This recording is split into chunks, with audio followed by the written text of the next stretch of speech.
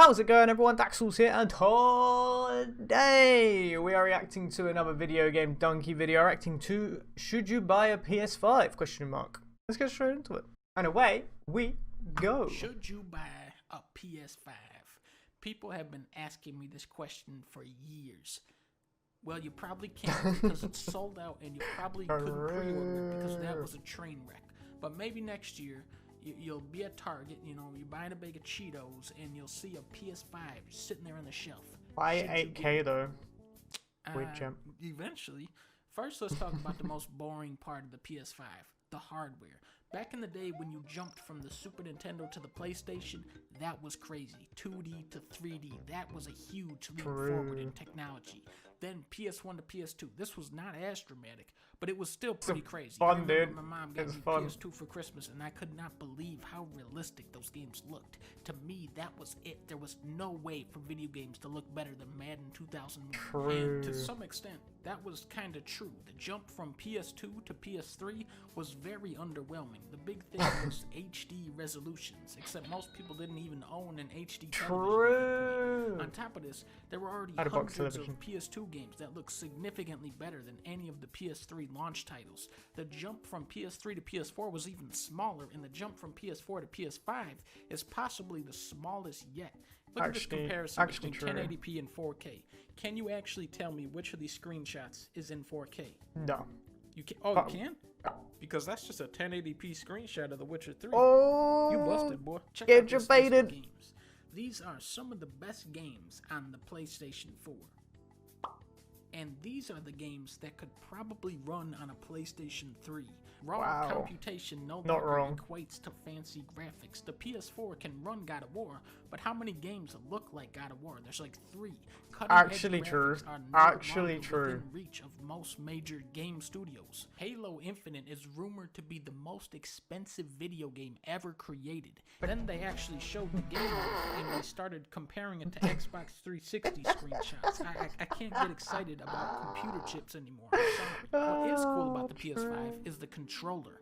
Haptic feedback triggers have this resistance to them, which developers can program to behave in different ways. And the this is actually cool. Goofy stuff too, like if you shoot a machine gun, the controller's going. For $400, you are getting a pretty powerful system for the money, and hopefully one that will be supported by Sony for 6 to 7 years.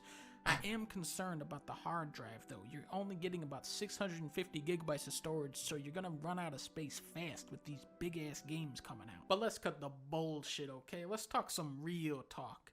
Games. This is the only thing that matters. You can throw numbers at me all day, but if it can't run Tekken, then why are you even talking to me right now? The PS5 has a far stronger launch lineup than the PS3 or the PS4. They have a lot of good exclusives. Backwards compatibility with every PS4 except Joe's Diner, which is going to be a deal breaker for some. But it's still pretty cool, especially for people who never owned a PS4. However, no PS1 games, no PS2 games, no PS3 games. This is a major missed opportunity by Sony. If I could play every PlayStation title on one machine, I would recommend this console to everyone out there. Unfortunately, I can only recommend it to 5 people out there, 1 for each PlayStation.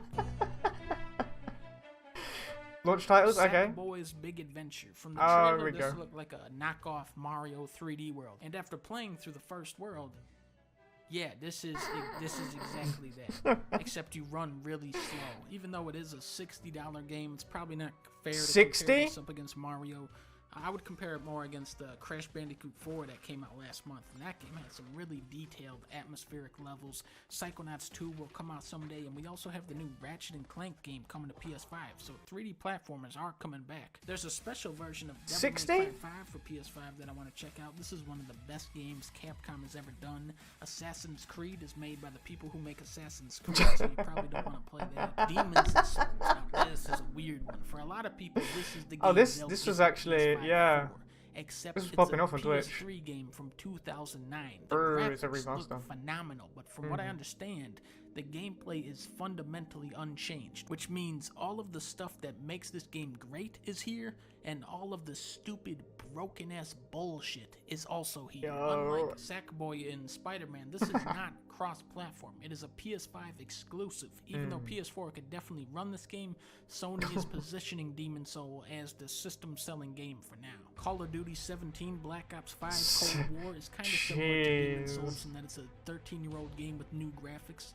No grapple hook in this one, so it's pretty much worthless. Astro's Playroom. This one comes installed on the console. This is sort of a mini sequel to Astro Bot Rescue, but instead of VR, they're showcasing what the PS5 controller can do. The game takes place inside of the PS5 itself, so there's a level where you go to the hard drive, and there's a level where you go to the fan, and there's a song playing in the background telling you what the GPU does.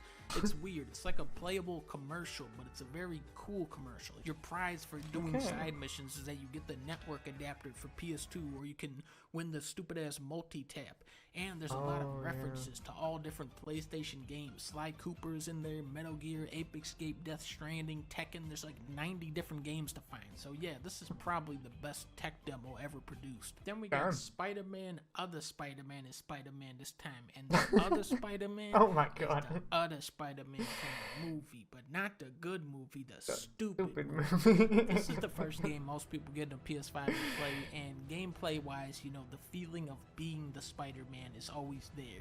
I've seen a lot of people hating on this game, saying it's just a reskin or a DLC, but this is not true.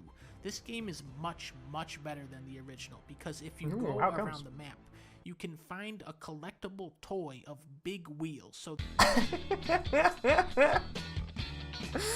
okay, for a second there I believed him. For a second there I thought there was a big difference. Guess there's not. Okay everyone, that is the end of the video. If you enjoyed that video, make sure you check out the original description down below. Enjoyed this video, hit the thumbs up, comment you'd like me to react to next, subscribe if you're new or just haven't yet. I will see you in the next video. Laters.